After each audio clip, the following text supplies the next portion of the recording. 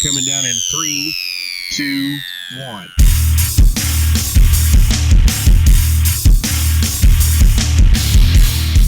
Denton, Texas, America, and the world. It's time for the Green Guys Show. I'm a big Green Guys fan. A full hour of all things Mean Green Sports.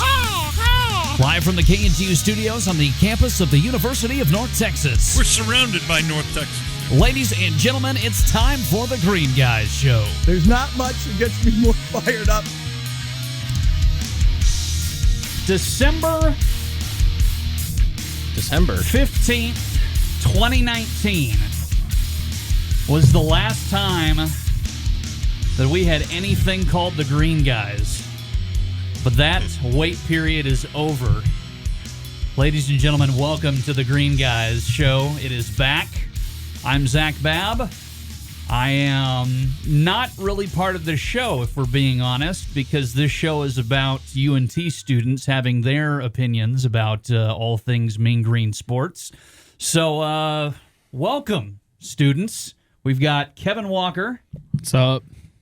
Blake Elliott. Yes, sir.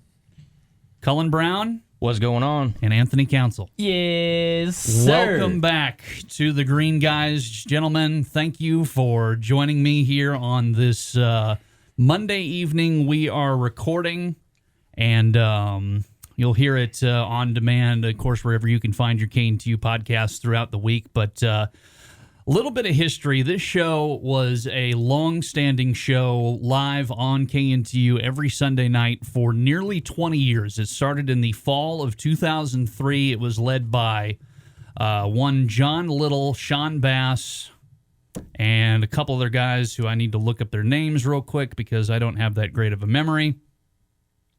Sean Bass, Eric Gray, John Little, and Andrew Johnson were the original four Green Guys. They started that in the fall of 2003. That show went nearly uninterrupted until December 15th, 2019, and we've now brought it back.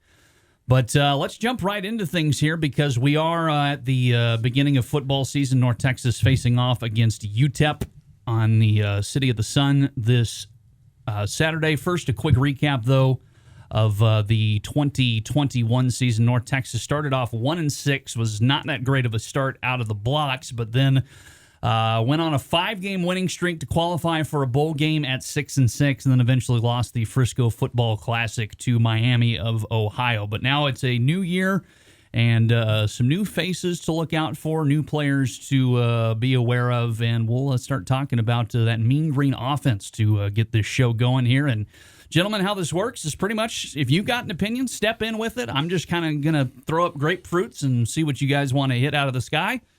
And so probably the biggest news that everyone was questioning was who was going to be the starting quarterback. You had a room full of quarterbacks who had a good chance at competing for the job. And then you had a transfer in Grant Gunnell come in. But instead, the starting job will go to Austin Aune. Are we happy with that or no? We've seen what he's done in the past couple of years. This will be his first year as the official starter going into the season. His last year, it did go to Reuter, and then he didn't perform too well. And we had Aune come in and kind of save the season. I do feel like we know what the ceiling is on this guy. As we all know, he did play a couple years in the majors. He's 29. He's getting towards the end, and they have Gunnell, who was like a 5-star recruit out of high school, got hurt last year at Memphis, transferred in. Has family down here, so it's very comfortable, wanting to be at UNT. So hopefully, we can see some production from what I'm hearing around camp and from some guys on the team that Aune really took a big step this year and hopefully can lead the guys this year. So it's looking promising, whoever that quarterback is that rolls out this week. Yeah, Blake, I think I agree with you. In terms of the ceiling, it may not be the highest in terms of potential future ability for Aune. But this offense is mainly going to be, I think, a committee backfield-based offense, really pounding on the run as they kind of leaned onto last year with DeAndre Torrey, more of a 2 or 3 backfield look this year. But Aune, to me, seems to be the most experienced, careful with the football, and I think that's what we're going to need mostly from our UNT quarterback this year. And I think it was just the right decision for Luttrell to go ahead and make Aune the starter. I mean, let's hope so, because, I'm not going to lie. Austin Aune was, at least from a lot of people, it's been an up and down season last year for him. Am I wrong? I mean, I'm not saying everybody was on high horses for him last season. I mean, it was like after every loss, a lot of people were a little, skeptical on if Ani should be the starting quarterback. I think it's great. I do believe that, like Cullen and Blake, like y'all said, he has the most experience. He has the most, capability, and I hope that we all see that next step that he's able to make at quarterback this season. So, Anthony, I have a question for you. So, what is the North Texas trying to achieve? Are we trying to just scrape by some games, win some games, which I think Ani can do? He's proven to do that. Or are we trying to find that next replacement to a franchise kind of quarterback in a way that we had with Mason Fine? I feel like a guy like Grant or maybe even Jace can do that. I feel like having Ani in there can scrape by some games, like I just said. But if we're going to get someone that really takes the future of this university, I feel like it may be another guy. It just depends on what the coaches and staff is looking for. I think that maybe we're trying to find a new quarterback. I mean, I don't know. I mean, Austin Ani's what, a junior or a senior now? He's a junior. Who knows? A junior? Yeah. So I think the next 2 seasons, I think that he'll be fine. I just think that we're going to stick with him for right now, and if there is a replacement, because, guys get replaced over and over and over again, because, one, they're graduating out of their class. But I think right now, it's just we're going to stick to Ani right now instead of try to find a replacement, because he, like I said, he's had the most experience. But the biggest thing is going to be, are we on a win streak or a losing streak, and people are going to go frantic? Because that's what we did last season. Yeah, I don't think we can afford to start off as slow as we did last year. Hopefully Ani can, right the ship and, just carry us and maintain the offense. I'm not looking for him to make too many explosive plays. Really just, again, run the offense, be able to manage the line of scrimmage, get guys in the right positions, right formations, and all that stuff. And I think we can be successful because, honestly, if he doesn't start off well, as you kind of preluded to, Anthony, we could see another quarterback switch mid-season. And it could be to Gunnell, or it could be to, one of the other guys that may be backing him up that's maybe or may not transfer. So it'll be really interesting to see how he handles that early season pressure. But I would expect more, especially early in the year, to start off with a run-based offense. Yeah, and I think another, just to add on to it, I think also, the comfortability for Ani to get the starting role is just, he has experience with the offense. He has experience with these running backs that we say they're going to run by committee, and some of the receivers that we have. So I think just the experience that he has and the comfortability to just throw somebody out there that already has experience with everything that he dealt with last year. I know we say that he's been there forever, but last year was the most games that he's played since being at UNT, and he did the best that he could. Obviously, with Jace Ruder getting majority of the start, but I think just comfortability and then just kind of seeing how things go the first few weeks of the season, and like Colin said, maybe we might get another quarterback change, but you got to throw out somebody who knows what to do, and maybe he just understands the offense a lot better than some others. Excellent point, Kevin. Looking at his stats last year, he was 151 of 295, so just a little bit above a 50% completion percentage. He threw for 9 yards short of 2,000, had 9 touchdowns, 9 picks. Also ran the ball a little bit, 80 carries for 330 yards and 3 scores in 13 games. Started 9 of those games, so he's definitely in terms of knowledge of the offense, is the guy. Absolutely. And hopefully he can return to more of his 2020 self with that touchdown-interception ratio. He went 13 touchdowns to 4 interceptions that year.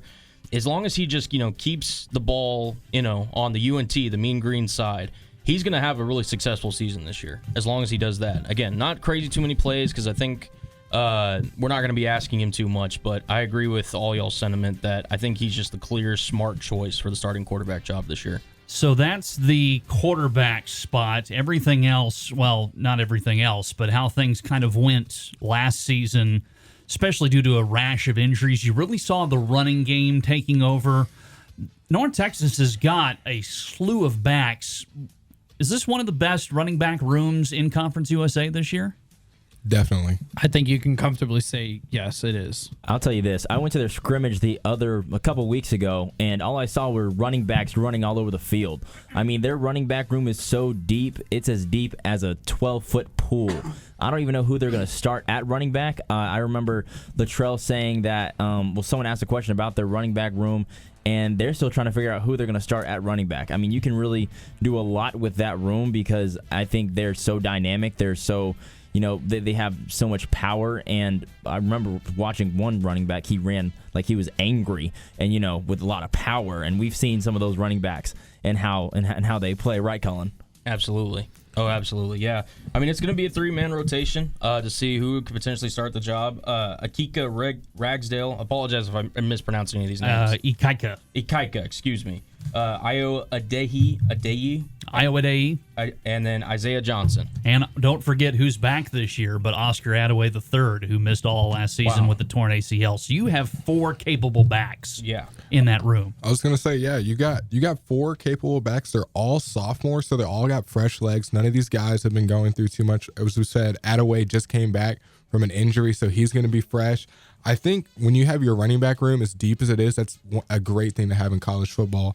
And as we saw, they even have Varkey's Gums, who is a redshirt freshman that's been impressing a lot, that might get some reps either at halfback, H-back, wherever it may be. I think it's just a guy they said has been impressing in fall camp, and they just want to get the ball in his hands. And we also forget that they did lose Tommy Bush and Jair Shorter last year to injury. So when you have all these weapons out here, running back, receiver, they even have a tight end, they have Jake Roberts. These are all guys who are just athletes. And I did hear that maybe they might try some of these quarterbacks that they have at some of these skill positions just to get them the ball. And so I think that's going to make Ani have to be can be just a game manager. Doesn't really have to do these over-the-top plays. Just somebody that gets the ball in these very skill position guys, and they can just make plays and let the defense really carry this team. Yeah, no, I agree. North Texas averaged 4.8 yards a rush as a team. 3 of those 4 guys that we named had 5 touchdowns last year, with a couple of them going over 400 yards in total on the season, and that's with DeAndre Torrey being the catalyst. So they definitely got some talent in there. I'm very interested to see how Luttrell handles this offense, especially in the early part of the season. But I think we've got a big chance to be competitive here in our final season in Conference USA. Let's talk defense, because I think this could be another big strength of this unit. They took some strides last year. Katie Davis entertained the transfer portal, decided to stay at North Texas. Biggest strengths and weaknesses in terms of what Phil Bennett's crew could be doing this year. Well, obviously, you lose the twin power and Gabriel and Grayson Murphy. So it's going to be interesting to see who they're going to have step up and take that spot and not necessarily lead this Mean Green defense, but you're going to have to find a leader other than KD Davis when he's on the field, especially when it comes to a big man. Obviously, we don't have Deion Novell no more, so there's going to be a lot of new faces on the Mean Green defense. So we're just going to have to see who can step up and take that role. Yeah, I really think the defense can be a strong suit of this team. I think when people saw the Murphy twins leave, they saw Deion Novell graduate, they thought the defense may take a step back. But from what I saw and what I heard, the defense was flying around at the scrimmage. They were making plays all over the place, making the quarterback, making the receivers uncomfortable out there. And that's what you love to see from a spring and from these scrimmages and whatnot.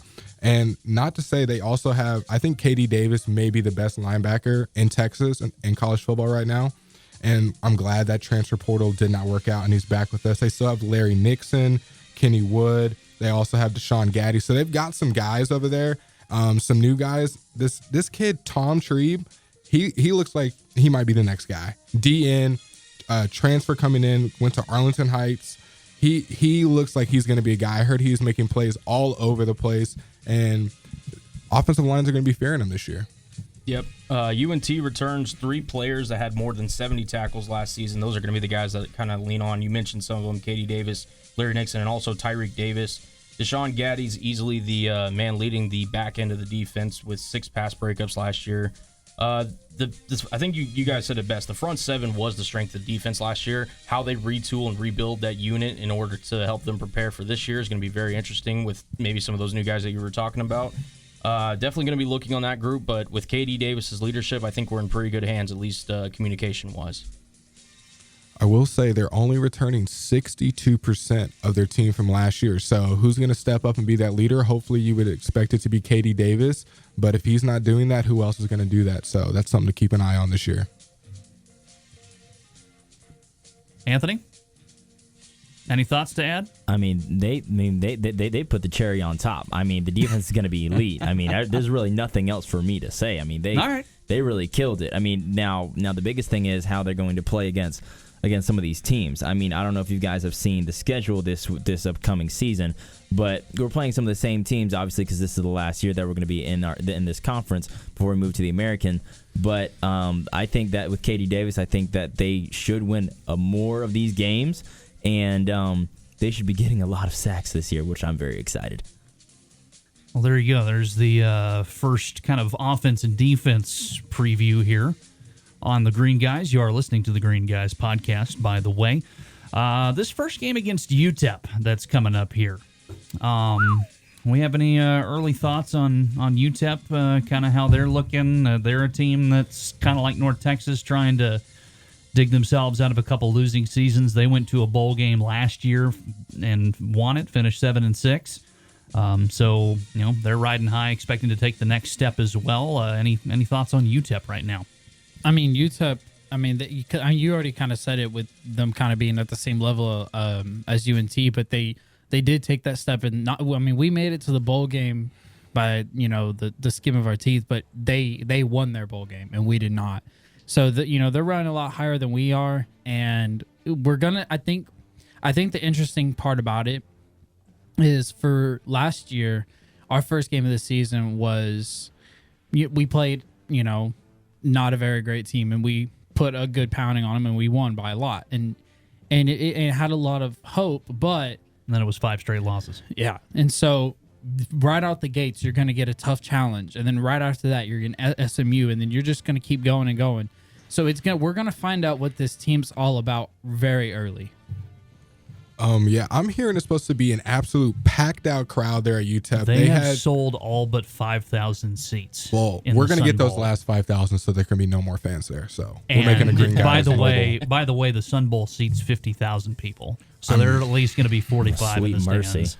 Yeah, they definitely know how to show some school pride. You love to see that, But unfortunately, we're going to have to spoil their Week 0 game, come in there with authority. I mean, they're riding high off one of their better seasons in recent memories we just spoke about, and made it to a bowl game, did what UNT couldn't, and won. But unfortunately, we're going to show them that this is a new retooled team this year with a different passion. And I think Week 0/Week 1 is the most important. It sets the tone for your team, especially with a bunch of young guys. If you can go out here and win this game, this will show these guys' confidence will show early, and then you can just build upon that on the team. You don't want like last year where we start 1-6. You want to start 6-1 this year. Yeah, I think that if North Texas can beat UTEP, I think it really gives them a lot of momentum going into next week when they face off against their biggest rival of SMU. And we all know how that rivalry has been going against SMU. It's always button heads all the time. It hasn't really been a rivalry. Pony down. Well, it's the biggest non-conference rival, I think I should say. Yes. Yeah. By far. Yes. But like Kevin said, is it really a rivalry? I mean, we just haven't done that well. We just don't like them across the water. Anyway. We just don't like their colors. Exactly. But I think if they, like Blake said, I think if we beat UTEP, maybe if not blow them out, but if we beat them in general, I think that really gives them momentum going against SMU, because we all know how jam-packed that's going to be, how that game's going to be. We're going to win. But I think that they could win, and I think it'll really give them the momentum going on into the rest of the schedule. Especially at home. Yeah. Cullen, I got a question for you. What's going on, man? For this first week, what are you expecting from Mr. Ani in the offense? What would make you happy as a UNT fan? You need 5 touchdowns, 1 touchdown, don't care, 3 touchdowns. The biggest thing, I think, is it's rather what he will do is what he won't do. Okay. So if you give me 0 turnovers from the box, even if it's competitive and we, don't get the win, as long as he shows that he can sit there and manage the game and really just kind of operate the system, that'll be the biggest thing for me. If he throws anything, like any touchdowns, he runs for anything in, it'll be happy. That's icing on the cake. But to me, Ani, we're going to lean on that running attack. Just please don't turn the ball over. That's going to be the biggest thing for me. We definitely got to reel back on the penalties and turnovers last year. We were one of the worst teams in the conference when it came to that. We really bit ourselves on the back, As we just said, we didn't have the greatest passing or offensive attack last year. So when you're giving the ball to the opponent, you're just making it so much harder on your team. So I agree with you completely. If he can just keep the ball in the other team's hands, keep it in all those athletes' hands on our side, I think we'll be in for a good game. All right. Any other thoughts on offense, defense, UTEP game before we head to our next segment? Just to see how I'm really interested too to see just how the new look front seven looks with KD Davis. How if the front seven is going to live up to the hype next year. I think this is a really level opponent for UNT. So just to see the battle of the line of scrimmage, to see who has the upper hand coming out of it, will really kind of give us an insight of how UNT season's going to look. Because I think if you're able to retool that front seven, especially those front four, and they're able to compete with a team like UTEP, it's going to spell really good things for UNT Mean Green football fans upcoming this year. Especially with that running back system. Absolutely. Well, there you go. There's your thoughts from the four Green Guys on the beginning of this North Texas season. Now we'll do something that's a Green Guys tradition here, where we have everyone pick through each individual game and see at the end of the semester how well these predictions stack up. That's coming up next on the Green Guys. Hello, this is Joe Green, and you're listening to the Green Guys on KNTU. Now it's time to pick all the games, a great Green Guys tradition. It was started, I think, around 2015. It may have had some roots before then, but we go through every game and pick them, essentially. We'll go one at a time as we march through the schedule. I'm abstaining as the... what do we even call Moderator. me? Moderator. That's You a like perfect that? word. Yep. That's a There you perfect go. Moderator. The moderator of the show. Because The it's like, I'm Molly. not really a host, but... Moderator, producer, just everything Green Guys. Do it all. Zach Babb. I'm just trying to bring in the tradition a little bit before I hand it off to Zachary y'all Babbery at again. the best. So, but yeah, let's go through game by game. And we'll start off with one Kevin Walker at UTEP, 8 p.m. Central kickoff this Saturday, August 27th. You picking UNT to win or lose? So, do I need to just say win or lose, or can I go into a little bit of... Go into it a little All bit. right, so I think if we can pull off the win, and even if we don't, I think it's going to be a gritty game. I think, kind of like we've already highlighted, it's going to be a close matchup. If UNT plays and UTEP plays how we predict and we think they're going to play and how they match up on paper, it's going to be a very gritty game, and it's going to come down to probably a 2-minute drive of some sort. And I think UNT can get the win, though. Blake? UNTW, but how? I got you. Okay. All right. So we're going to come out the gates. They're going to smack us first. They're at home. They're going to have all the momentum. Second half, my boy Ani is going to come out and start dotting them left and right, hitting Tommy, Damon, Jair. I'm really liking this Jamori Macklin from Mizzou transfer. I think, honestly, in the second half, we just take off. We might come out a little slow, but I think in the second half, we take off, win by 2 touchdowns. Cullen? 2 touchdowns. I like it. I like it. Bold prediction. Yes, I like sir. it, though. I'm gonna actually give an actual numerical score. I'm gonna go UNT 28. I'm gonna go UTEP 24. Ooh, okay. This guy's Close throwing the one. lines out there. Yeah. Kind of like what I'm saying as far as a gritty matchup. Yes, I think it's gonna be not necessarily the sexiest game UNT fans have ever seen, but I think it's gonna be one that they realize what they started with last year, and they realize that they can't do that again. So I think that's gonna be just kind of the whole focus going into this game. Luttrell is going to, make sure that these guys are like, hey, listen, we got to show them that we're not just going to be pushed around this year, that we're here to compete. We're looking to get back to a bowl game, and we're actually going to finish the season strong. But you can't, look too far ahead. You have to start with game 1, and I like UNT to start off with a 28-24 win in week 0, as Blake mentioned. I like that. And I think you're going on with something, especially after that loss of that bowl game. They remember that. And so I do think that UNT is going to pull out the win this week, or when week 1 happens, because they remember what happened in that bowl game. They remember their whole entire year, and I'm sure Luttrell is not letting them forget that either. So I'm definitely going to go with UNT and UNT with the win on week 1. It's going to be a close matchup, especially with all those fans out there. So yeah, it's definitely going to be a UNT win for week 1. All right. So UTEP game, we have a consensus. Everyone says North Texas win. Let's move on to I guess UTEP is technically week 0, so let's move on to week 1. SMU in Denton this year, so the Ponies making the drive up 35 to the great city of Denton. This will be Saturday, September 3rd, 6:30 p.m. start time. Let's go in reverse order from last time. So, Anthony, what's your prediction for North Texas SMU? I'm just going to call it like it is. I'm sorry, but like Kevin said, it's not a rivalry because SMU's been kicking butt. And, I would love to say that UNT is going to win this game, but I just don't see it happening this year. I just see SMU just beating UNT. I just think that their offense is powerful. They got a transfer from us as well, which does change the game a little bit. And, SMU has been elite. They have when they faced us multiple times throughout these past couple of years. And I just think that SMU is going to take the win on this one and put an L on UNT's first game or second game. Cullen. Yeah, I'd love to say I disagree, Anthony, but I think I'm going to have to roll with SMU on this one. I think they might beat us by a couple of scores. They're just, until we get into the same conference with them and maybe have a chance to compete with them recruiting-wise and hopefully maybe NIL-wise. I don't know if we're going to get so many deals or something with future players, but Tanner Mordecai might be the best quarterback UNT faces this year. He previously played at the University of Oklahoma before transferring over in the transfer portal to SMU. And I just don't think we're just going to be quite the same team on paper or on the field as SMU. Hopefully I'm wrong, but I see it multiple touchdowns. I'm going to go 31 SMU, 14 UNT. Blake.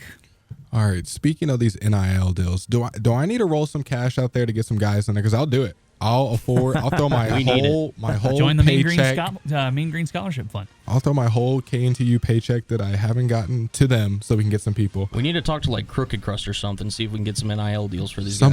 Somebody, maybe Zach. So I'm going to disagree with you guys.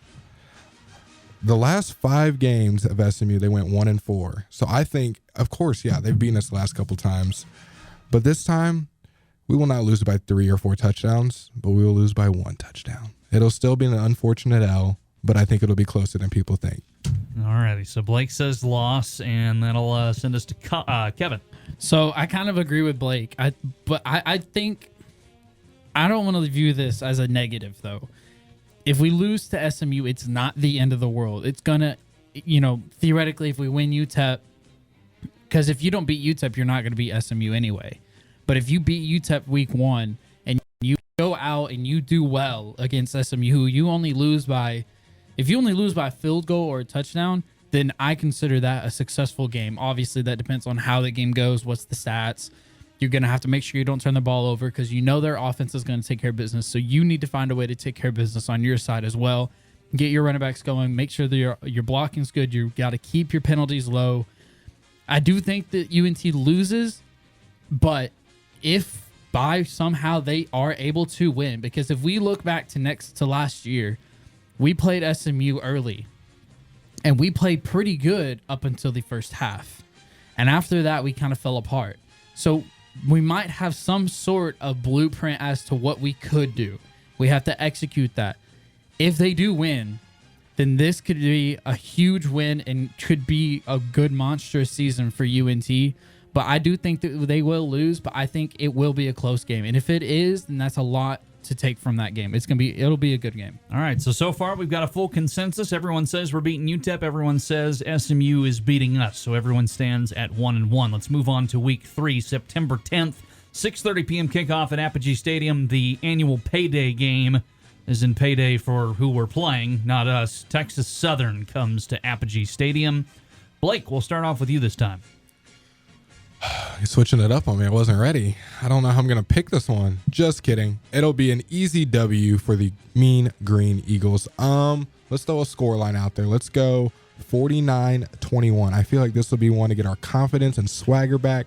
I feel like Ani will not want to be losing that starter position after maybe a tough SMU game. I think they come out and ball out in this one. Defense is balling out. Hopefully a couple turnovers by the defense. I see this being an easy confidence booster. Anthony.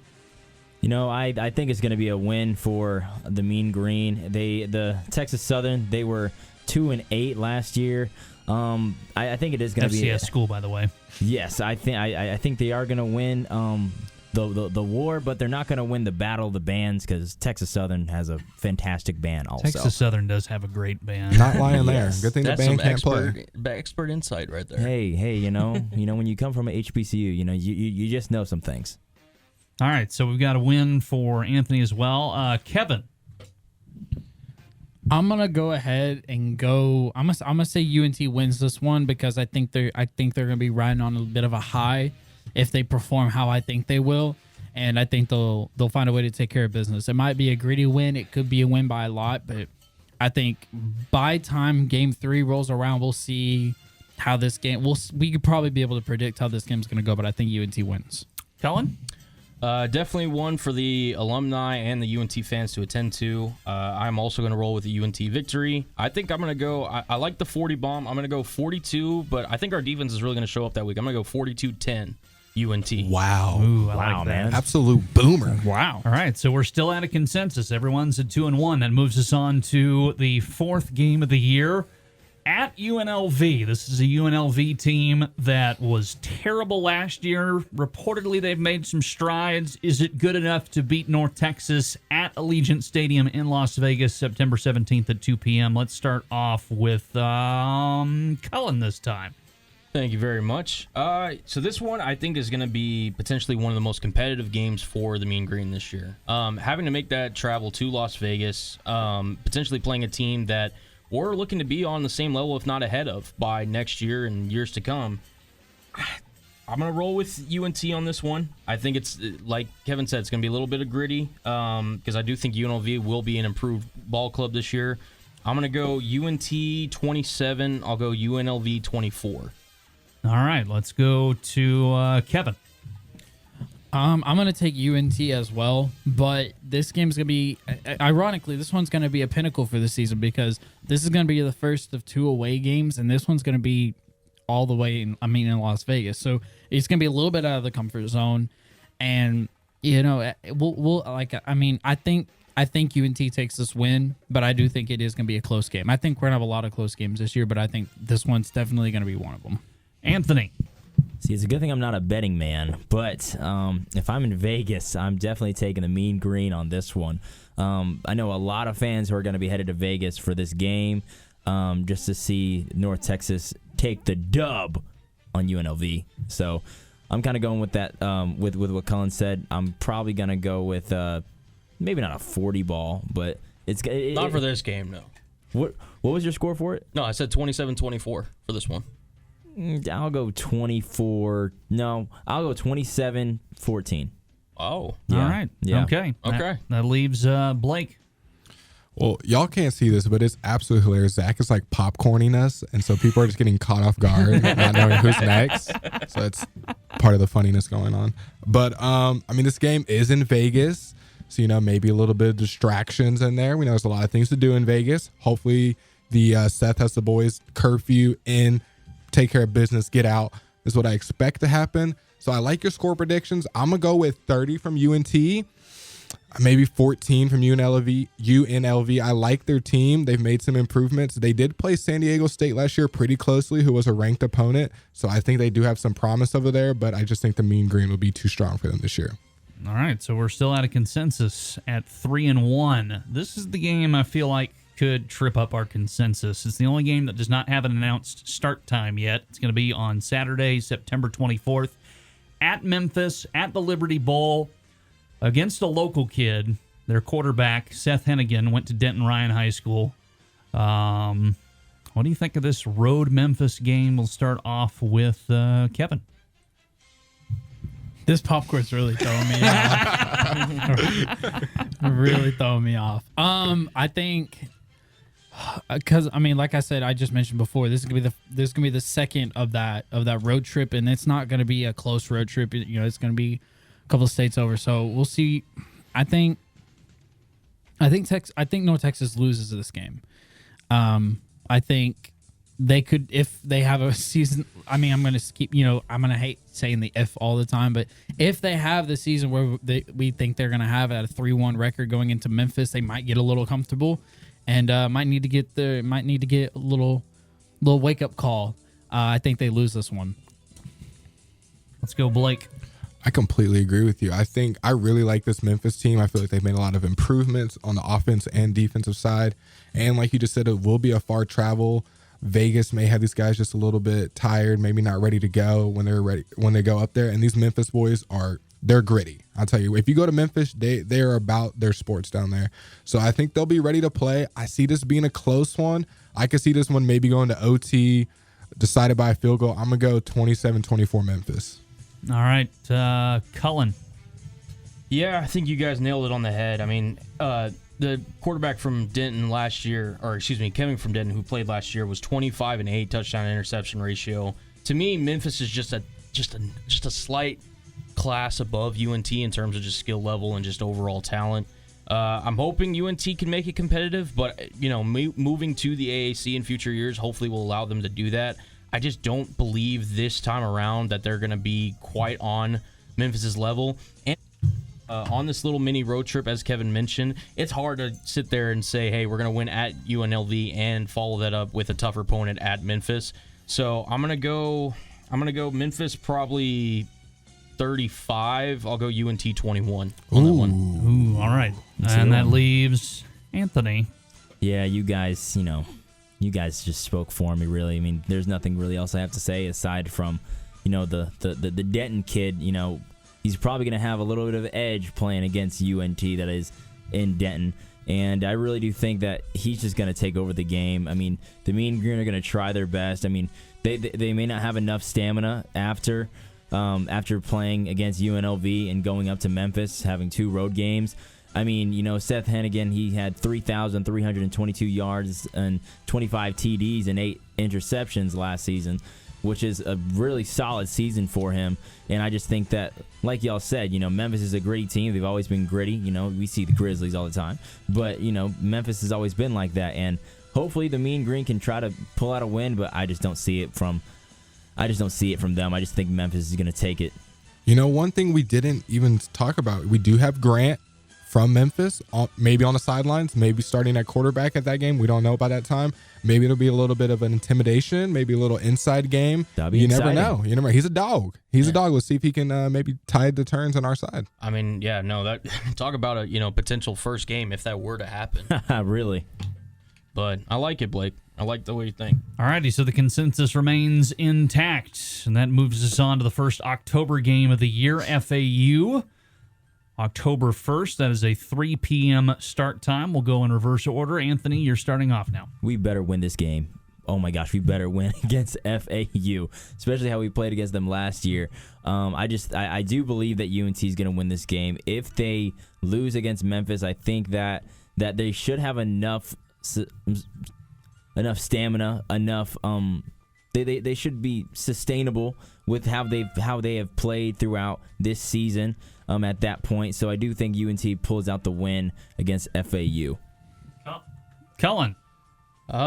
We got our first disagreement on the show. Thanks, Cullen. It only took 6 games, but we've got a disagreement. Yeah, to me, this looks like a potential trap game for UNT. Right after this game, they do go on a bye week before they return home again against Louisiana Tech. And just coming off that, really harsh 2-game road stint, I think that they may potentially overlook Florida Atlantic. I'm hoping I'm wrong, but I think Florida Atlantic does have some talent on their roster and could give UNT some problems with their athleticism. It would be an upset for sure, but I do think I like Florida Atlantic in that one. I'm going to go 24 Florida Atlantic, 23 UNT. Wow. Barely. All righty. Close game there, Just by a according to point. Cullen. Blake, what are you thinking of FAU? Wow, I was agreeing with Anthony until Cullen went. That was some really good points of them overlooking possibly with the bye week on the horizon. I think how they started last year, 1-6, and then finished strong. I think it's going to be a little bit of a reverse. I think they're going to start hot this year, and the schedule definitely gets harder in the later half. So I really hope they take this W. This is kind of I don't want to say a gimme. You said it is a trap game.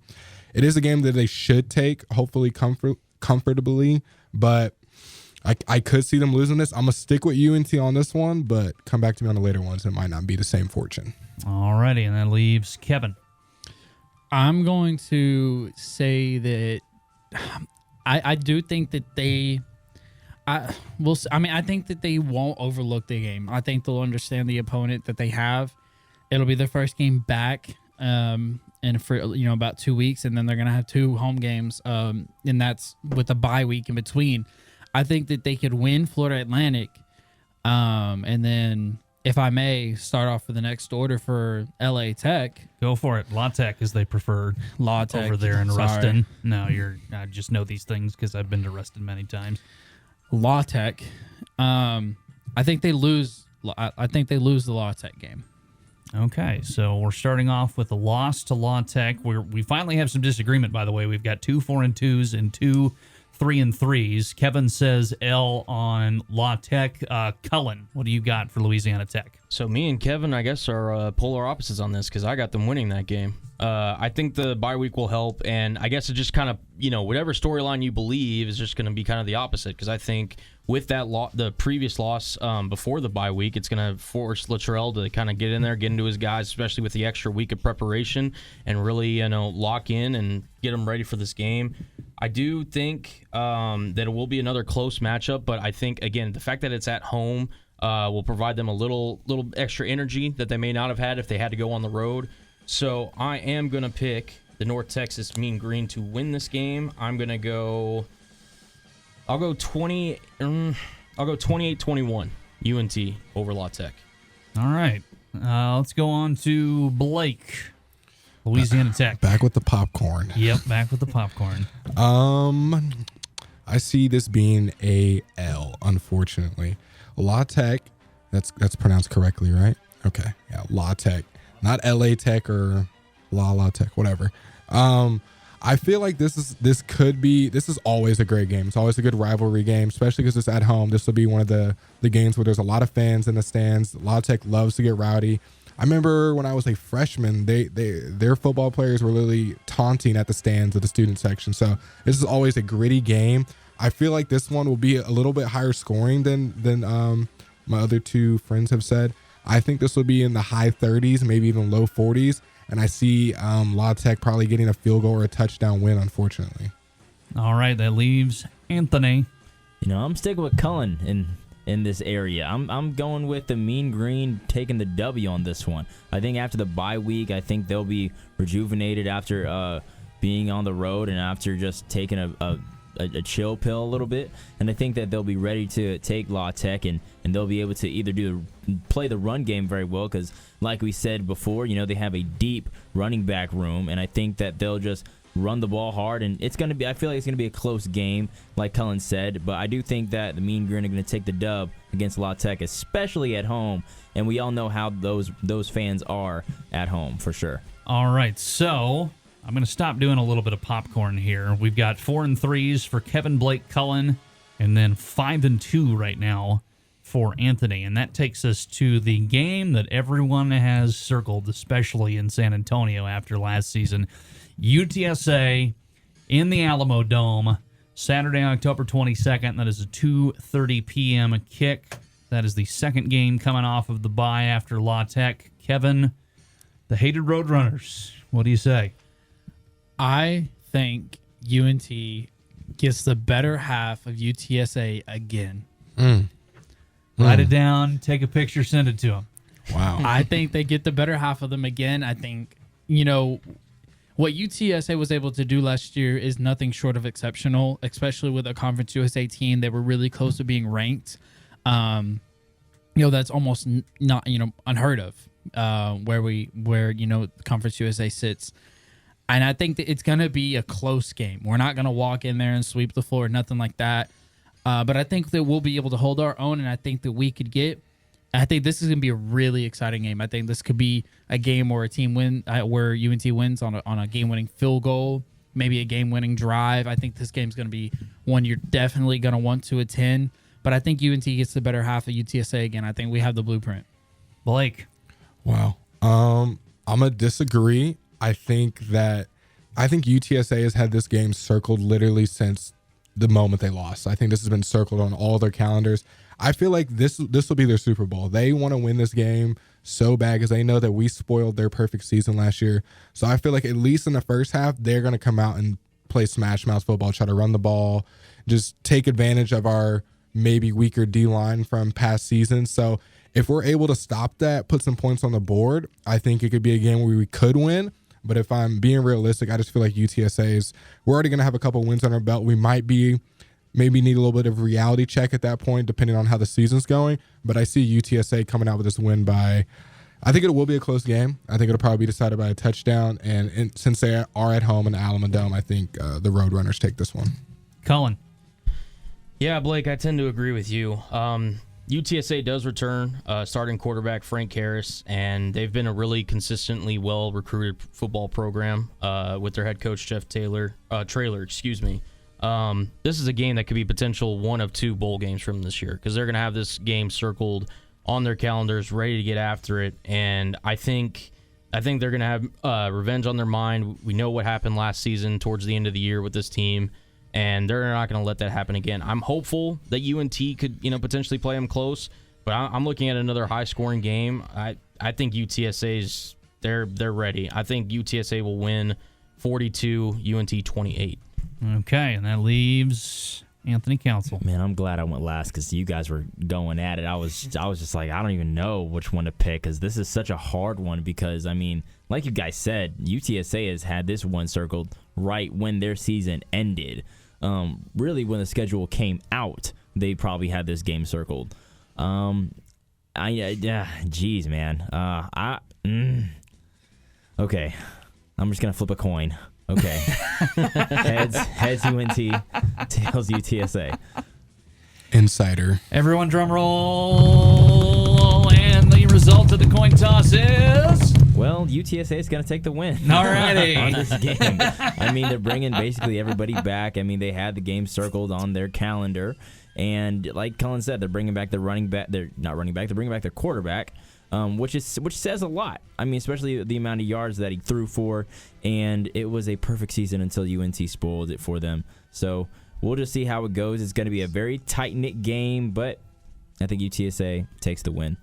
All right, so that'll move us on to the next game. Western Kentucky, October 29th, 2:30 p.m. That game is in Bowling Green. Let's go reverse order this time. Anthony, you're starting out. Western Kentucky. Well, I'm not a big fan of, Kentucky Fried Chicken, but, when it's in the West Side. Is that how they talk in Bowling Green? I don't know, but, I'm not a bowler either. I'm not going to like that. I'm not a betting man and I'm not a bowling man either, but, I do think that the Mean Green take the dub. W. All right, so on Western Kentucky. Anthony gets bowl eligibility after the 9th game of the year. Cullen? Oh, man, I got to confess, I do love me some fried chicken. And I think I do like Western Kentucky in this matchup. I do apologize. Wow. Yeah, listen, they don't have their quarterback from last year, Bailey Zapp, but the last time UNT played Western Kentucky was back in 2017, where Seth Luttrell was bounced 45-7 at home. I just think that they made some strides. They're not the same team that they once were, but I think Western Kentucky overall is just a better squad. I'll make it a little closer. I'll go Western Kentucky 31, UNT 21. All right, Blake? Well, Mr. Anthony, you said that the Hilltoppers are not looking too good with no Bailey Zapp. They have no Bailey Zapp, no wrap in their cap. I feel like the UNT Mean Green, they get them a W. I think they come home, they take their little cowboy hat, ride it all the way back down to Denton. Yes, W. Put it down. Kevin? I got them losing this one. I kind of agree with Cullen.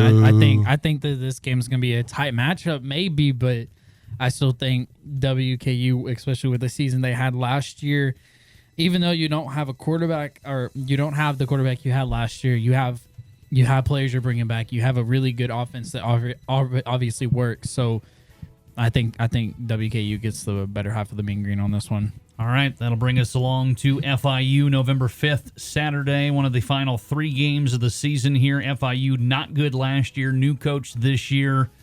Kevin, we'll start with you here on the formerly known as the Golden Panthers. Give me a W on this one. It's going to be at home. It's going to be a regeneration. It's going to be a rejuvenation game, and I think UNT is going to be able to blow the brakes off of them and take the dub on this one. All right, Blake, this game, by the way, is at Apogee.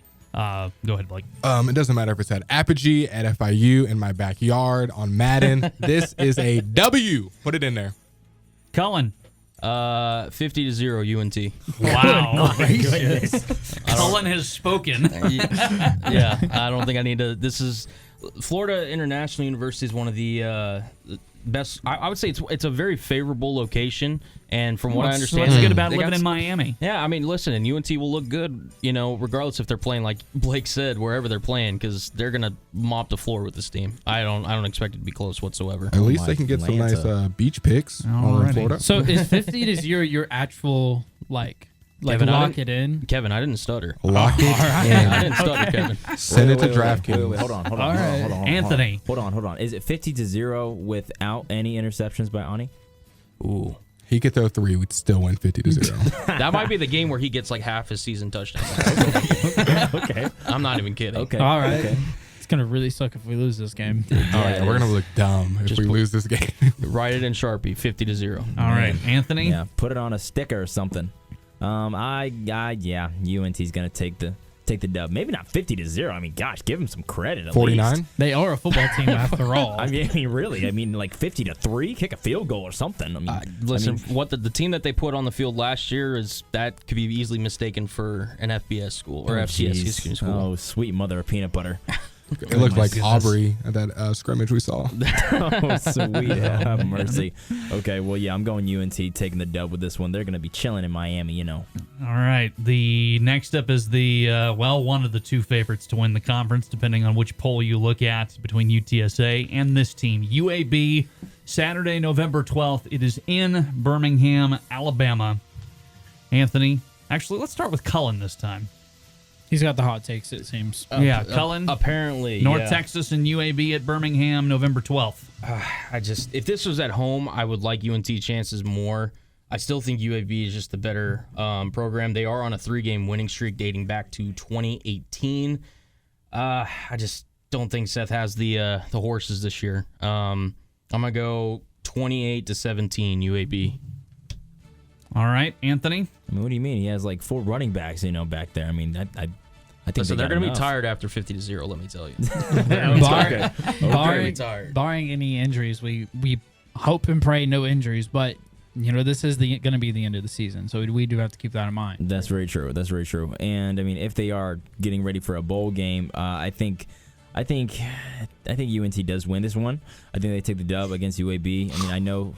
I get the stats, Colin. I get it. They've been on a win streak for UAB. Bold take. I get it, but I'm still taking UNT. I think that if they beat FIU, they still have some momentum, and I think they take the dub against UAB. All right, Anthony with the hot take here. Let's move into the green studio. Blake. Well, if you're taking them beating UAB, they might as well won the whole season, the whole schedule. It should be like 9-0 by this point.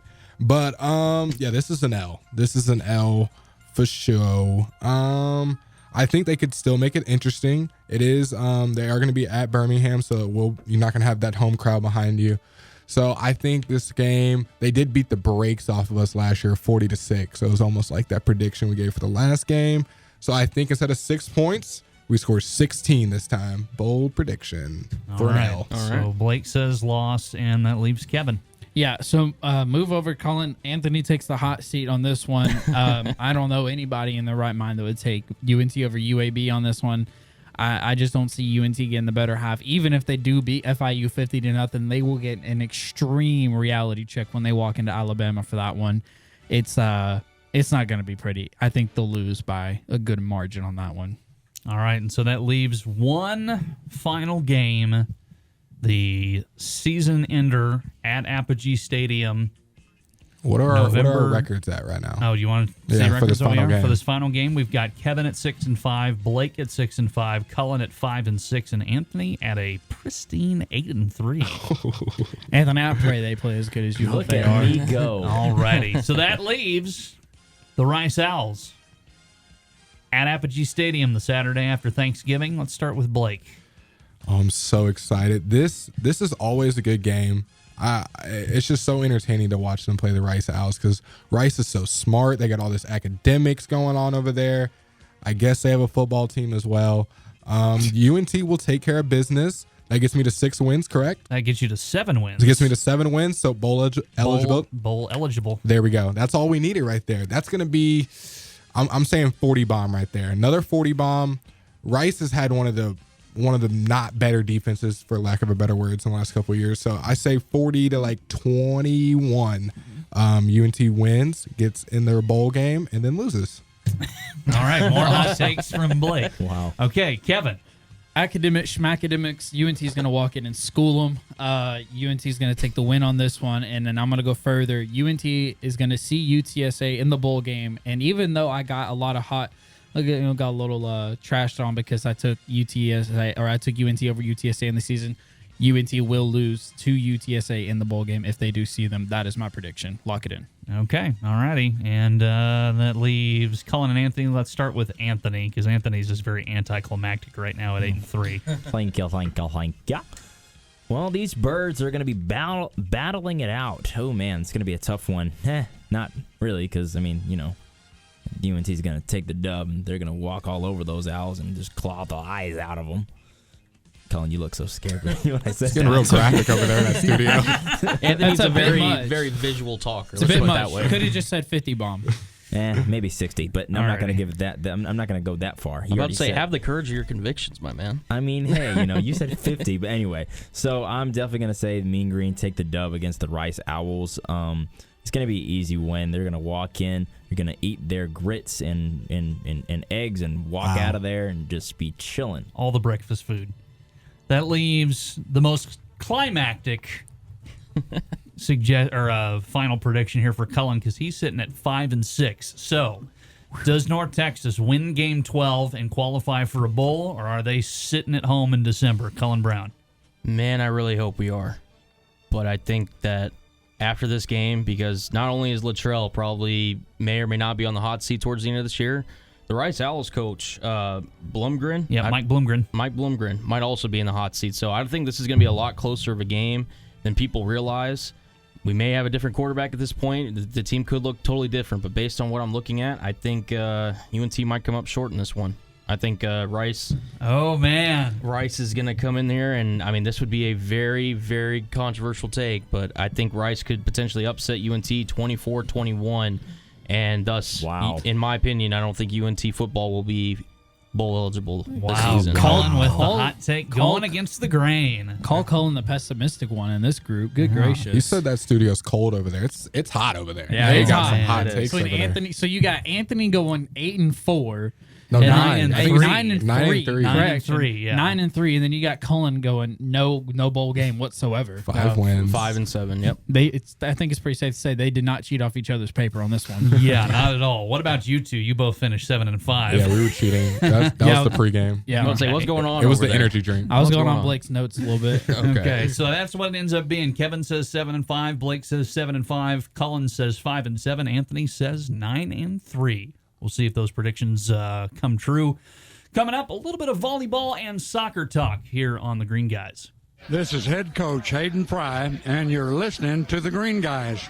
And welcome back to the Green Guys, where we discuss all things North Texas sports, the good, the bad, the ugly, everything in between. Now it's time to shift gears away from the football talk, because everyone loves football. We get that. It's Texas. It's a college, and everyone loves their football here. But we got to give some love to the other sports that are going on right now at UNT. And we'll start off with the volleyball team. And a lot of storylines to look out for on the with the volleyball team this year. The biggest one probably is that they have a new head coach in Christy Porter. A lot of new players as well. They've got some back from last year, but there were a lot of transfers, obviously, in this day and age with the transfer portal. When you bring in a new coach, some players are going to leave. She's going to bring in who she wants to bring in. So there's a healthy bit of the roster represented as Coach Porter comes from McNeese State. So there's a lot of, not a lot of, but there's a healthy amount of McNeese State transfers. But I guess we'll keep it brief. I mean, we're all not volleyball experts on this show, but we do need to give some love to volleyball. So I guess we'll start with Blake here with this new coach. What are you expecting out of this UNT volleyball team this year? Well, this new coach is something special. In her 2 years at McNeese, she gave them a +7 win percentage on both her years. So 23 and 18, and then in the COVID year went 18 and 11. And those 18 wins were the most for the program since 2017. And then also to state, when I was reading, apparently she was a 4-time All-American at UCLA, was named the Volleyball Magazine National Player of the Year in 2000, was also a track and basketball star, and is inducted in the UCLA Hall of Fame. So she is a very storied player for UCLA. To that point of being in the UCLA Hall of Fame, I think she's in it 3 times. Trace. Once for volleyball, once for track and field, and then basketball as well. Sounds like my mom. I mean, she might be doing a little bit more than my mom, but my mom's an all-star as well. Shout out, Mom. Shout out all the moms. Shout out all the moms listening. She was also an inductee for the Tyler ISD Athletic Hall of Fame in 2013. How many Hall of Fames is Coach Porter in? She's legit. So if her players aren't playing right, you have that coach that's not teaching you right, and you're like, you've never played. She's done it. Yeah. She's in the Hall of Fame for high school, college, and then also she went and played for the USA Volleyball's nationals team from 2001, 2004, and she won MVP awards when she played in Puerto Rico and Spain as well. So she's the real deal. So usually when a former player is coaching you, you have a little bit more respect for them. Not saying player or coaches that weren't players don't have respect, but it's just different when someone's played your sport, when someone's been in the position that you've been in. And it seems like this coach has done that. So hopefully she's able to really gather her troops and get these girls behind her, and they can have a great season. The rest of that staff, by the way, Daniel Salinas, Nick Sorowski, I hope I'm pronouncing that right, and then the 2 volunteer assistant coaches, Brandy Carr and Ty Jenkins. Yellow Studio, Anthony Cullen. What are you guys expecting out of volleyball this year? Again, they start their season this Friday in a tournament against Jacksonville State, UNLV, and UTRGV. What are you guys looking forward to for this volleyball season? I think it's going to be a good season. I think, last year they were 15-12 overall. I mean, they were 8-6 at home. Conference, they were 7-5. I mean, they lost some players, and they gained a lot of transfers. I think that they're going to be really, really good this season, especially with a new coach. And kind of like what Blake said, I mean, an all-star of a head coach, I mean, Hall of Famer in general. I think she's going to be able to rally the troops, and they're going to be able to change this 15-12 to a lot higher of a win total for the women's volleyball team. Yeah, I echo your sentiments, Anthony. I just, like kind of Blake was mentioning, whenever you've had a coach who was previously played in that sport come coach your franchise, they just understand the game at a different level, having played in it, and they're able to relate that to players, which is honestly what makes a great coach, is being able learn and develop and those players and relate to past experiences, that or the other. To me, it's just this whole first year, because obviously, we're not expecting her to just completely blow the roof off the place, just start off the gate, but I just want to see kind of how her team responds to her coaching, because whenever there's a new coach, regardless of the sport, they always want to leave their identity, whatever it may be, whether it's physicalness, whether it's competitiveness, whether it's this, that, or the other, and I want to know what her stamp's going to be on this team. And I think Anthony mentioned the record 15-12. The record's going to be, for me, kind of irrelevant this year. I just want to see how the team looks and how they respond whenever they're in situations where it could be, tight or competitive and stuff like that, and how the coach and the players respond to this new change for UNT. Kevin? Yeah, I agree. And, Blake was listing off all these accomplishments that she had. I think, obviously, championships are not won overnight, by no means necessary. And so I kind of agree with you, Colin. You might see an instant change in attitude and the way the players carry themselves and the way the team overall just is. And I think you may see somewhat of a similar record, but over time you might see this winning culture take over. And when it's all said and done, who knows, maybe she might find herself in another Hall of Fame of North Texas. Yeah, and I think also another thing is one of the biggest losses that they're losing, the Mean Green, is Rhett Robinson, 5'11" from Crum. Time Conference Offensive Player of the Week, first team All-Conference selection, winner of the CUSA Spirit Service Award, named to the AVCA All-Southwest Region team. I mean, appeared in 87 sets. Come on now. And she had a total of 459 kills of the season, which is a lot if you know volleyball. So losing her is going to be a lot. But I think gaining a coach like her, I think is going to really bring in a lot of that winning culture that Rhett Robinson had. She was basically the star of that volleyball team, not taking anything away from any of the other players. But Rhett Robinson, I mean, she was a killer on and off the court for that volleyball team. So losing her may be big, but I think gaining a all-star head coach is a W at the same time. All right, there you go. That's volleyball. Again, they get their season going this weekend in the North Texas Invite Tournament.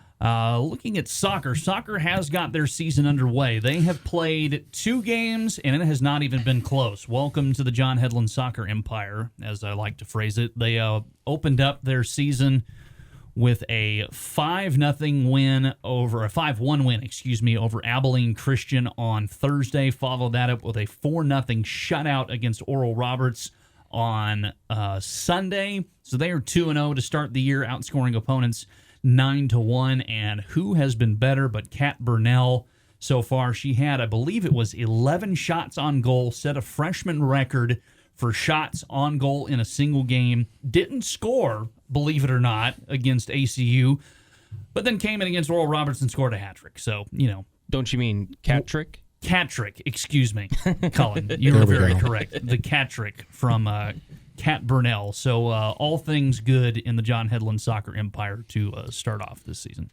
Yeah, of course. And I think cat trick is something that we could get used to saying as the season comes along. And I know exhibitions don't mean anything whenever you look at records overall, but winning isn't anything they're foreign to. They went 3-0 and 4-1 exhibition matches. So, 9-1 against their opponents to start the season. And, this soccer team is not, they're not shy to winning, and they're not shy to winning championships. It's something that they've done the past few years.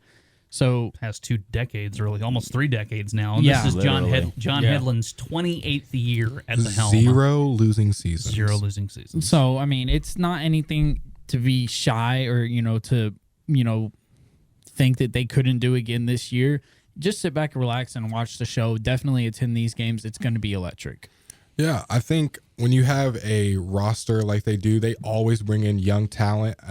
They did have some older talent the last couple of years. A lot of them graduated, transferred, or whatnot. They still have Olivia Klein as a senior, kind of leading the troops over there. I believe she did have a goal, and she was the only one in the first half that had a goal last game. And then Kat just absolutely took over. As you were just saying, with her 21 shots on goal, the next closest leader in the Conference USA has 4. So as a freshman, to see how aggressive she is amazing. And where do you get that aggression from? From your coaches giving you confidence, from star players like Olivia giving you confidence. So obviously in their inner camp, there's a lot of good things going where a freshman feels the confidence to be able to shoot that many shots on goal and then also convert them to a hat trick, which is a cat trick, my bad, which is the first one since 2017 and the 21st one in UNT history. So UNT is not, as we've stated before, UNT is not used to greatness like this. This is nothing they're new to right here. Some teams are just built different, and UNT soccer is just built. We're a soccer school. Like that is true. We are a soccer school for sure. Because like we haven't had a losing season in the past. What you said, close to 3. All 28 years that we've had a program, we haven't had a losing season. We have seasons in the 28-year history of UNT women's soccer. How are we not on the map? The same amount of points FIU is going to score against us. 0. Oh, jeez. But yeah, UNT, we have a fantastic soccer program. I mean. Kat is something else, man. She's unbelievable. I cannot wait to see what she does the rest of this season. Her star's only going to grow brighter and brighter as the season goes on. Do we expect a losing season? Of course not. Come on, we're UNT soccer. John Hedlund concrete before he'd get a llosing season. Exactly. Exactly. And not only that, but let's not forget about UNT star Maddie Drenowatz as well, coming off of her epic for freshman year. I don't expect anything different from her as well. She had a couple assists Sunday, I believe, in that game. But yeah, there's UNT soccer for you. They're as good as they ever are. Who are we kidding? They're probably the best. They are the best team on campus in terms of their whole body of work. Yes, sir. So here's a quick question for my fellow green guys. Okay. How many cat tricks are we getting this season? Ooh. You got to pick it. I don't even know. How many games do we have this season? A quick lot. Zach. I need an exact number, and I'm going to give you the math. I'm going to break it down. Then give me 2 seconds. Someone talk. I know I put you all on the spot, so I apologize. So I'll fill it in with a little airtime. We do have 2 players that were voted on to the preseason all-conference team. And with Cat, we're just going to have so much firepower this year that I think I agree with every sentiment that these guys mentioned beforehand. I'm not expecting anything different. Winning season, a lot of fun. Go support UNT Go women's support. soccer. I love that. 16 Let's show more, up. 16 more games, by the way. 16, yeah. If you don't have to just go to UNT football games or basketball games, guys. Go to a softball game. Go to a volleyball game. Go to a soccer game. Show your support. I'm sure the tickets are they cheap or They're they're free? free for Yeah, if you're a students. UNT student, go to the game. You got man. no reason not to. You're seeing greatness. Oh, you said 16 games? 16 games. So how many cat tricks are we getting? I'm gonna go 4. 4. That's every fourth game. I like 4 as well. That's a really solid number. I think, 4, somewhere around 4 or 5, somewhere around that range. She might have a game where she does like back to back and then is dormant. I won't say dormant. Doesn't score Cools 3 off goals for a little bit. But, She only oh my scores 2. Only scored 2. Yeah, only gets 2 for Anthony, 5 how many straight games. Anthony, how many cat tricks did you just tell me? I'm going 8. Wow. 9 and 3 and So 8 leading cat goal tricks. scorer in Conference USA and maybe the nation. Cat as is just well, different, according to man. Anthony. Cat is just different. You know So what? just- She's built different. So just mark Anthony down as the hot takes leader of anything Of the UNT green guys. related. Don't ask him now, but how many games do you think men's basketball is going to win this year? He might just say all of them and wins the whole damn thing in March Madness. Alrighty. Well, there you go. That's soccer and volleyball talk here on the Green Guys. When we come back, we're doing something a little fun. This is John Hedlund with the North Texas soccer team, and you're listening to the Green Guys. And welcome back to the fourth and final segment of the first Green Guys show in nearly 3 years. And this is where we have a little fun. And I'm just wondering, how well do all of you know your Utep Miners? Because that's who we're playing in football this week. Not very well, but I can learn. Why do you need to know a loser? Jeez. Anyone from the Yellow Studio have anything to say? I think Blake just kind of covered it. Yeah, okay. Yeah, dude. Yeah, literally. Alrighty, well, then welcome to what we're calling Under the Sun. This is a little, I don't know if you want to call it a game show, but we'll call it a game show. Why not? I'm feeling the vibes for sure. It's about how well do you know your UTEP history, lore, everything, traditions, Well, I'm going over 10. stadiums. This is how this works. There's I love 10 this. there's 10 questions, 3 answers to each question. You get to select which of the 3 answers you think is the true one. Is it a group vote or is it individual? It is individual, and you can pick the same one that someone else does. You don't have to pick one that no one else has picked. Hey. You can all pick A if you want, but I'll keep a tally, and someone will win or lose at the end, and we'll kind of keep this going throughout the semester as well to see who's the best at their sports knowledge that they should have. Big. Okay, well, so here's the only problem with that. I think Anthony's going to copy off my answers. So I don't know. can I have a little proposition? Okay, what's Can your we- proposition? Can we potentially do a green versus yellow? Oh. Yes. Okay. That You would want to work. versus try yellow. that? Green versus yellow studio? I Green like versus that. yellow studio. Okay. So it's gonna stay like this for the whole entire Easy. If about you to want to say. lose all semester, that's crazy. yeah. All You're right. going we're to show not up losing, every I mean- Monday to lose. So here we go. You ready? Green versus yellow. Let's go. Green versus yellow. All right, put your heads together. So let's rock and roll. Like North Texas, UTEP has gone through a handful of name changes in its school history. What was the original name of the University of Texas at El Paso? Was it the State College A, the State College of Mines and Metallurgy, B, Texas College of Mine Working, or C, El Paso Teachers College? Green Studio. I really hope it's not A. That was bad. So, do we have a minute to? Yeah, just discuss amongst yourselves Okay. on air. Okay. Okay. We know yellow. Oh, the Yellow Studio says they know. What? Oh, they've already got it in. So Okay. it's definitely not A. What else I saying? think it's definitely not A. I'm going to go with C. I really think like it's C. I I think like it's C C. I because think it's old C school. sounds El most Paso Teachers College. realistic. Yeah, Which I was think- the? yeah, yeah. It was the Texas College of Mines and The, Metallurgy. the State College of Mines and Metallurgy, or the Texas College of Mine Working, or El Paso's Teachers College. We're gonna go with metallurgy. Mines and Metallurgy? Yep. You are correct, Yellow Studio. It is the State College of Mines okay. and Metallurgy. That's okay. That's Their all right. confidence We'll is shake up off- early. Shake it off. Shake it off. 1-0 Yellow Studio. Moving on to number 2, UTEP played their first ever football game against who in 1914? 1914. Was it El Paso High School? Was it B, the local YMCA? Or was it C, the 20th Infantry Division of the United States Army?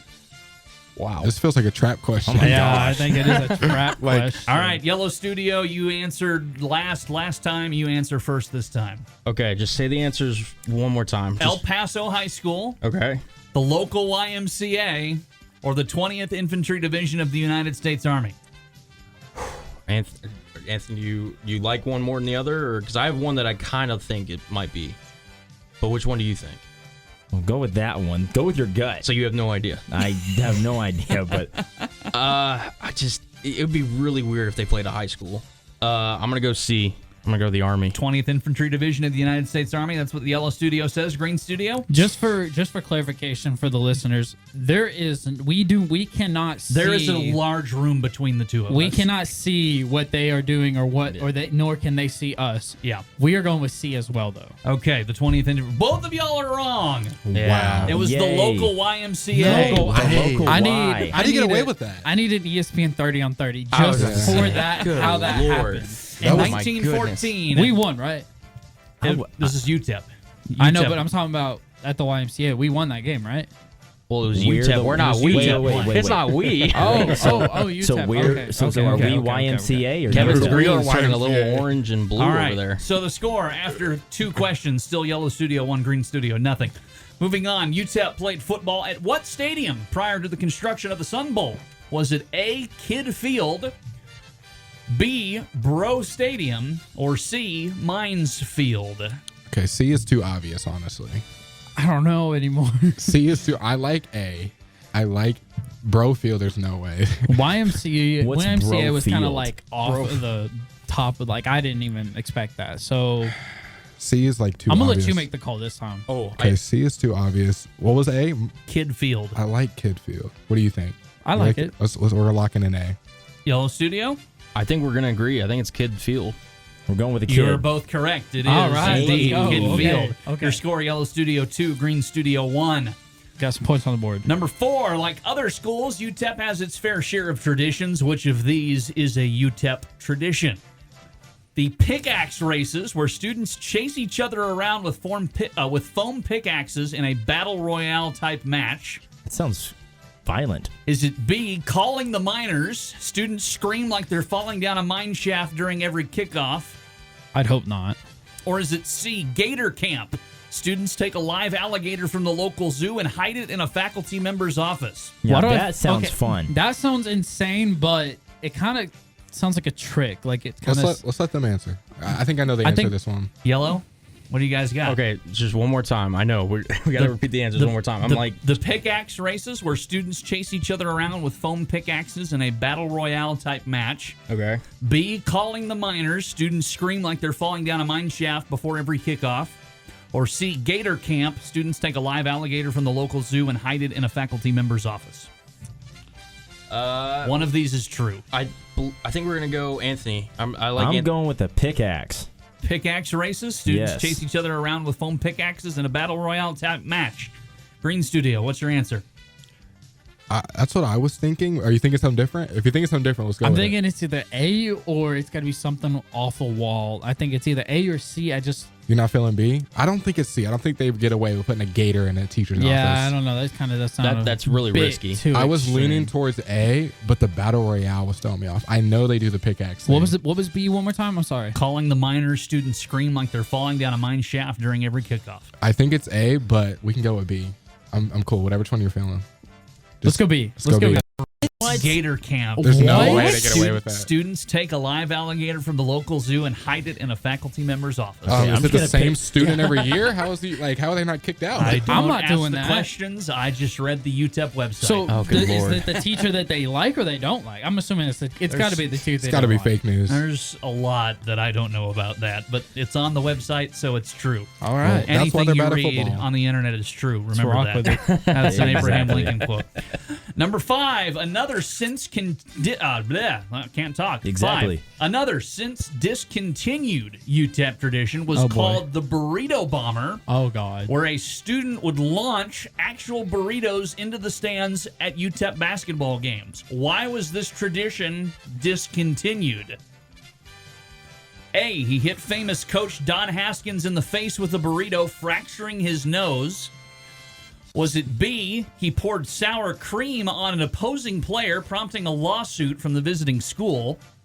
Or was it C, he slapped an official in the face?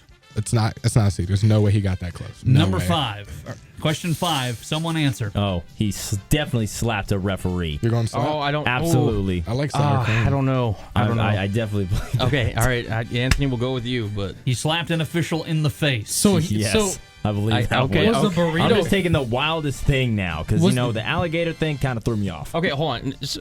Well, That's the point of this game show, gonna- is to fill you with tons of answers that don't make sense. I'm like First- second guessing now.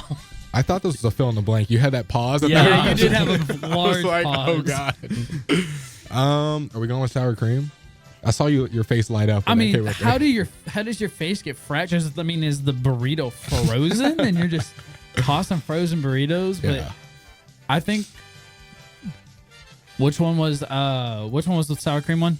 B. B. I think we're gonna B. Yeah, we're going with B. Yellow Studios correct. Green Let's Studios go. wrong. Let's go. No, All right. Green Studios wrong. What? Oh, what? And we're right. He Yeah. slapped him. Slapped Fair. an official in the face. In Anthony, we trust. Let's Yeah. go. Thank you. I told you I'm the one with the hot I'm takes. not doing this sitting again. All right. Wow. Score is 3-1 Yellow Studio. We got this. We're good. Okay. How many questions left? 10. We're on 6. Okay. Ooh, we got to make a You ever comeback. heard of a comeback? Miners. Here we go. Miners is the official mascot of Utep, but it wasn't trademarked until 1981. What was another mascot that Utep used prior to the Miners becoming official? Was it A, the Pickaxes, B, the Muckers, or C, the Dynamite? I'm sorry. You said dynamite? Dynamite. Honestly, we may just have to do the opposite of them just to get a lead. But I think we're gonna say C. yeah. Dynamite, Yellow First thing off the Studio. top of my head. Okay, Dynamite, Pickaxes. What was the other one? Don't Muckers. repeat it. They've got a lead. They don't need the repeat. Oh, I'm sorry, Don't Kevin. be I like didn't that. realize you were taking over the show. Crazy. Crazy. Sounds like another podcast. Zach, can you please tell me the other answer, A, please? Pickaxes, B, Muckers, C, Dynamite. Why do I feel like it's like Muckers? That's the name's it's so ridiculous that I think it's true. Gosh, As their chances are of beating us this upcoming weekend. Y'all are going with Muckers? Anthony, you got anything, or do you want to have any pushback? We can go with muckers. All right. And you're correct. Oh my God! Oh, snap! 4-1. So now we just go with the most off the wall, and we'll just go. We'll roll with that. From And now now he's going to pick the most basic one. Number 7, UTEP is one of just 2 Texas schools to win what? A, a national title in basketball. B, multiple national titles in soccer. Or C, to suffer 2 athletic death penalties. See, like, Oh my goodness. there's one off the wall, but like, A death penalty. What was the first one again? I'm sorry. A national you're title not in allowed to repeat basketball. One UTEP. A. Hey, UTEP is one of just 2 schools to win what? A national title in basketball, multiple national titles in soccer, or have 2 death penalties for various athletic programs. I'd say A. y'all, National title in basketball. you got this one. I think. A says the Green Studio. What do you guys say, Yellow Studio? I mean, we got nothing to lose at this point. Okay, so is national champ. Yeah, we're gonna keep riding the ridiculous train. I think we have to go C. 2 Might as death well. penalties. Yeah, you know what? Maybe we'll learn something today. Who knows? And the Green Studio got it right. Okay. there we Okay. go. All right. A national title in Let's go. basketball they won as Texas Western in 1966. The I think only I other s- school to win is Baylor in 2019, right? 2020, I believe. 2020, sorry. All right, so your Go Bears. score, Yellow Studio 4, Green Studio 2. Let's go. And we've got okay. 3 more questions we left. can win right here. We Yeah, can win right here. All right, do let's it. go. Lock in. UTEP, number 8, UTEP does not have a traditional fight song. Instead, they have what? A, a tune originally written for kazoos. B, What? a Western ballad that was repurposed by the marching band. Or C, the pure, unadulterated sounds of trains passing by.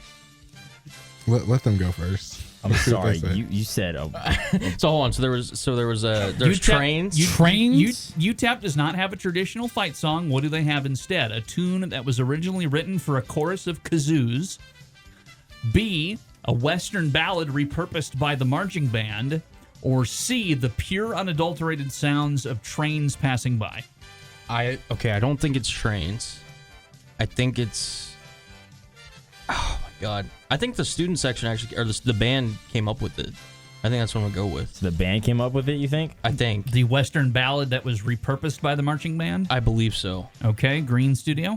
Okay, it does us no good to guess the same thing as them, so No. we have to do different. Well, I mean, the downside is Cullen is old as a fossil, so he might have been around when this happened. Yeah. He May or might may not have have been the person May that or may started not it. have been. So they picked B, yeah? They picked B, yes. So we got to go A or And what C. was A and C? A is a tune originally written for a chorus of kazoos. Let's go A. Let's go A, you know? Most off the wall. And the Yellow Studio's right. Oh, And it was a okay. Western Well, ballad repurposed by the marching band. Doesn't All do us right. any good. Great. So this game is officially locked up, but we want to do the last two questions for Let's do kicks it. and giggles. I'm doing the most outrageous one. Alrighty, so number 9, the original Utep basketball stadium Memorial Gym was originally built as a what? Was it a speakeasy, A, where alcohol was secretly sold during Prohibition? Was Alright, it B, I like that. a horse stable where informal rodeos were presented for the El Paso populace? Okay. Or was it C, a storage unit for old cannons from the Texas Revolution? Okay, C is C. definitely the most C. outrageous. Let's go C. I think B is the answer, but I like C. Let's just go C. Yellow? You know what? Just to make this game fun, I think. Or do you want to go, Anthony? I've been taking the last couple. Do you want to answer this one? Forgot Anthony was even in there. Oh, thanks, Blake. Jeez, buddy. We'll go C. You want to go Storage C? unit Yeah. for old cannons. So I'm you both gonna- say C? Wait, no. Did we say C? We said Or did you say horse stable? the one where it was used for Alcohol? No. What was C? C was a storage unit for old cannons for the Texas Revolution. Yeah. I feel like it might be B, but. So you're both saying C, and you're both wrong. It is B. Oh, my. Wow. All right. It makes me And- feel better that they got it wrong too. Yeah. So. We're just going to guess the same thing as them so they can't. All right. Last question. Because UTEP played in the Sun Bowl, that's literally their stadium, their first 8 bowl games that they played in were in the Sun Bowl. What was their first non-Sun Bowl game? Was it A, the Dirt Bowl, All right. B, the Bluebonnet Bowl, or C, the Independence Bowl? Let's all give a different answer on this. I- Let's just see who, let's see who gets this one right. this game is over. Individual Yellow right Studio here. has already won, so I think I know the answer to this one. okay. I think Because I'm gonna Kevin go- is right. I'm old as a fossil, and I may or may not have been in attendance in that game. Oh my gosh. I think he. So What do let's you have- say, Mr. Fossil? Let's make Cullen go last, go so that last. way You nobody last? Okay. Okay. cheats off Google over there. Yeah, okay. I'm gonna say Blue on it bowl. Bluebonnet Bowl, I'm going Dirt Bowl. Dirt Bowl, Anthony, I'm going Dirt Bowl. and Cullen. Independence. The fossil is correct. Of course he is. Yes. Of course he is. He founded the bowl. He probably did. Yeah. Probably. He was the I- original commissioner of the Independence Bowl. Oh, I commissioned it. I constructed it. I did every. And how old you were at this time? I think I might have just finally hit 21 at that point. I'm not sure. Okay. All the dates are kind of blurred in my mind at this point. I'm forgetting a lot of stuff. So Makes sense. Oh, Yeah. man. Well, there you go. Under the Sun won by the Yellow Studio by a score of 5-2. It's just week 0. We'll bounce back. Yeah, it Yeah, doesn't we'll even see. count. It's week 0. It doesn't count. We'll be back, you know. Actually, it does count. We Well, did, we you know did, what, we did do a Anthony? scrimmage in the 0 with Nobody quarters. asked. Remember that? Nobody asked for your opinion. we're doing Okay, what so- UNT hopes to do. We Hey, just got exactly. 1v2'd by Start Cullen. All the right. season off with a dub. Well, that'll do it for the first episode of the Return of the Green Guys. Before we sign off, how are we feeling? I feel great. We're going to get a dub next week, not only for UNT, but we're also going to get a dub for the Green Studio. Going to actually do my research now, following weeks on weird truths for the school that we're going to be playing. So that's something I'll have to do from now on. You never know. That's on my Zach list. might throw you a curveball. He may go something completely unfootball related. Yeah, maybe. Yeah, that's true. So We might go back to UTEP. We skip over it. We're just doing an entire season of UTEP games. Yeah. Well, that'll do it. It For sounds like they got a lot of information over there. Yeah. That'll do it for episode 1 of the Green Guys. Thanks for tuning in, and go Mean Green. Hi, this is George Dunham, a North Texas Athletic Hall of Famer, and you're listening to the Green Guys, listening to the Green Guys, listening to the Green Guys, listening to the Green Guys, listening to the Green Guys.